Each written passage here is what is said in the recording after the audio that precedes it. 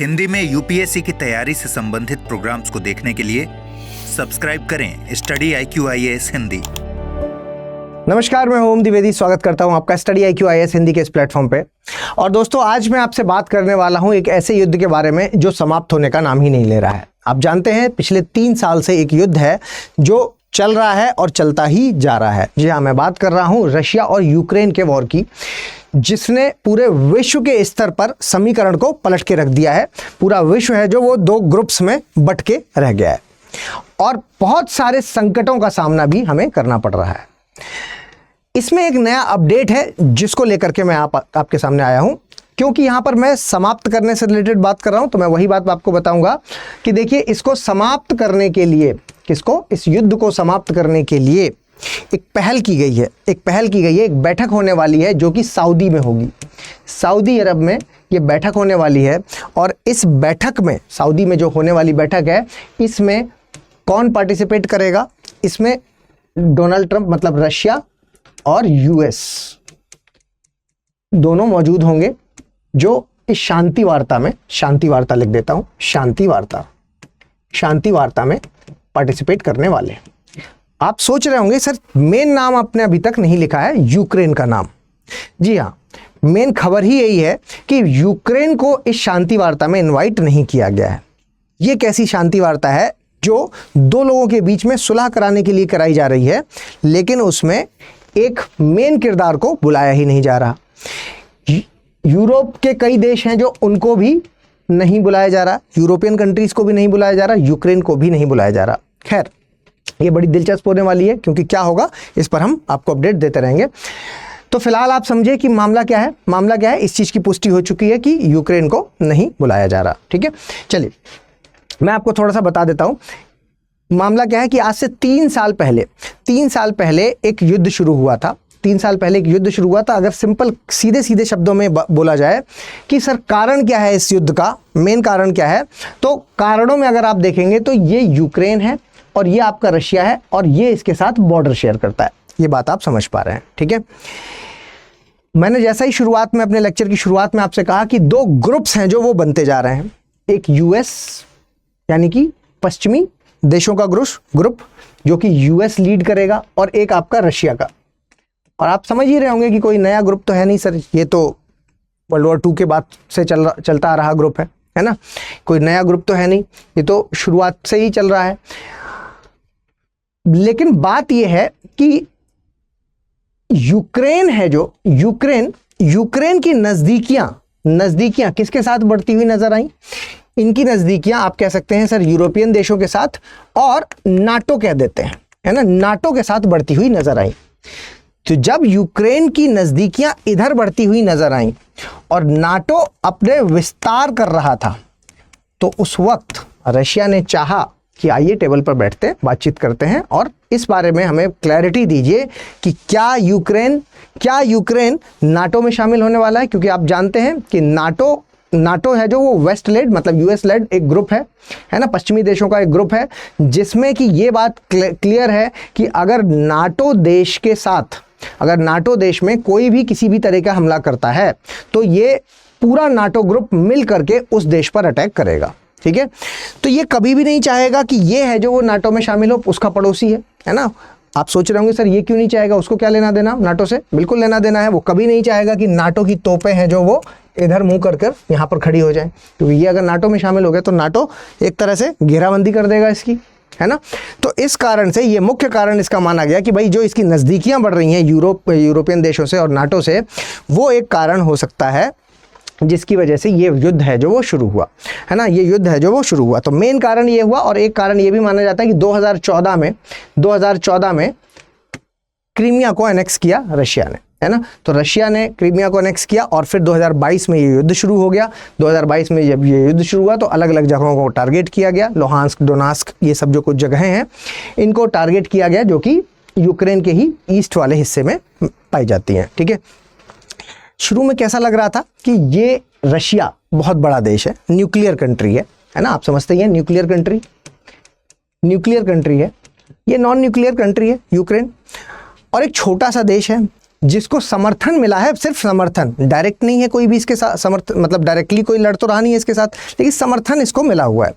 तो शुरू में क्या लग रहा था, रशिया के सामने कहाँ ही टिक पाएगा ये, रशिया के सामने ये नहीं टिक पाएगा और ये बहुत ही जल्दी इस पर पूरे में कब्जा कर लेगा रशिया, ठीक है। लेकिन ये गलत साबित कर दिया यूक्रेन ने और अभी तक 3 साल से वो युद्ध लड़े ही जा रहा है। इसके पीछे का कारण है समर्थन। किस तरीके का समर्थन? वेस्ट के देशों के द्वारा दिया जा रहा समर्थन, वेस्ट के देशों के द्वारा सैन्य समर्थन, वेस्ट के देशों के द्वारा वित्त समर्थन, है ना, हथियारों का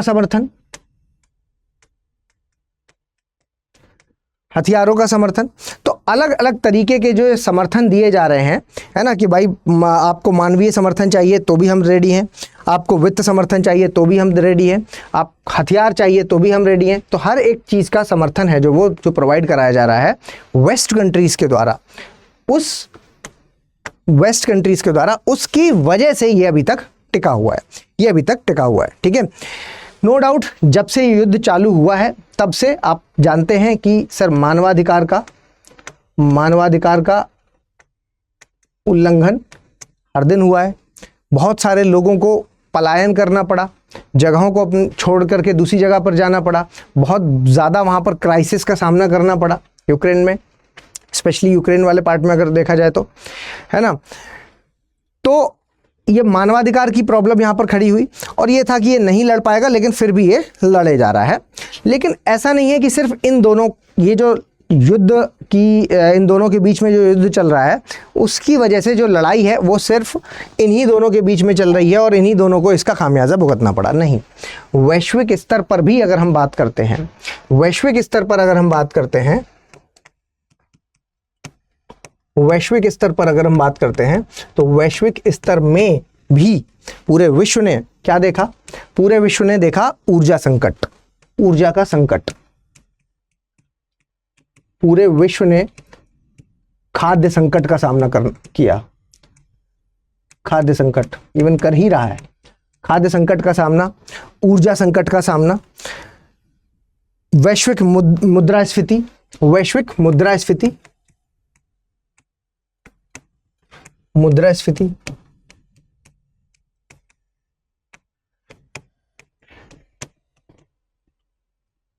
ओवरऑल अलग अलग तरीके की प्रॉब्लम्स का सामना करना पड़ा पूरे विश्व को सामना करना पड़ा, ठीक है। आप ये कह सकते हैं कि इसकी वजह से नाटो है जो उसमें तो एकजुटता आ गई, नाटो में एकजुटता आ गई और रशिया ने भी अपने अलग अलग नाटो है जो उसमें हमने एकजुटता देखी, और जो रूस है, रशिया है, इसको भी चाइना के साथ नज़दीकियां देखी गई, या नॉर्थ कोरिया, है ना, ये भी अपने आप में एक बड़ा ग्रुप बनता जा रहा है। इसमें आप ईरान को भी शामिल कर सकते हैं, मतलब अपने आप में एक बड़ा ग्रुप बनता जा रहा है ना, अदर्स।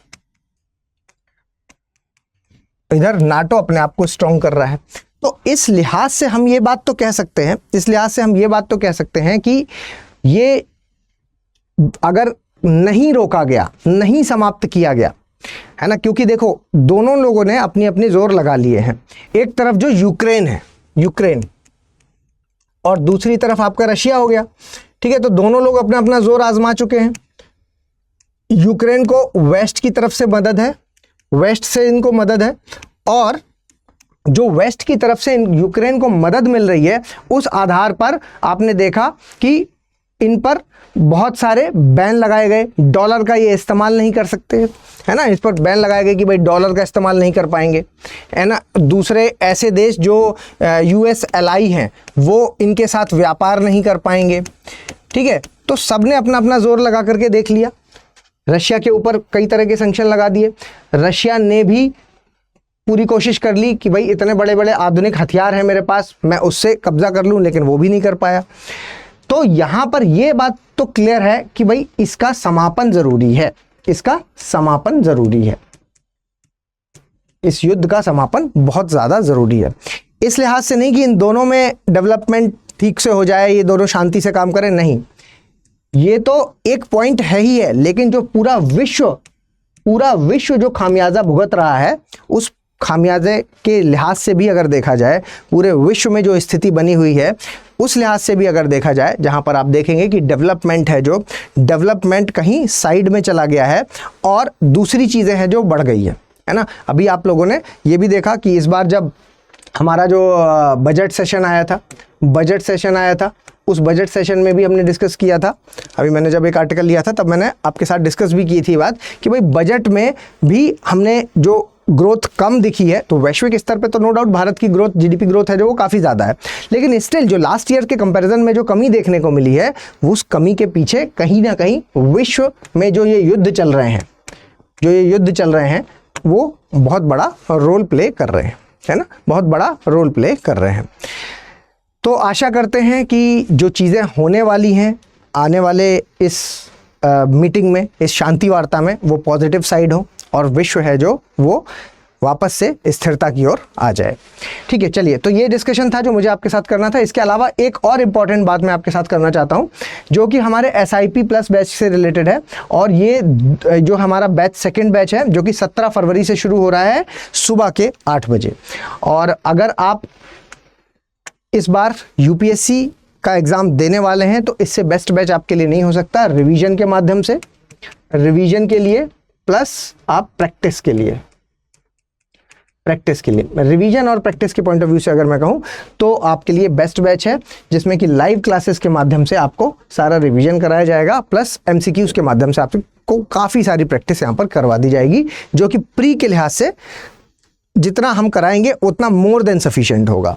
ठीक है, और आप इस बैच को ज्वाइन करने के लिए ओम लाइव कोड का इस्तेमाल करेंगे तो 5,999 में बैच आपको मिल जाएगा। Thank you everyone, thank you so much. Hindi में UPSC की तैयारी से संबंधित प्रोग्राम्स को देखने के लिए सब्सक्राइब करें स्टडी IQ IAS हिंदी।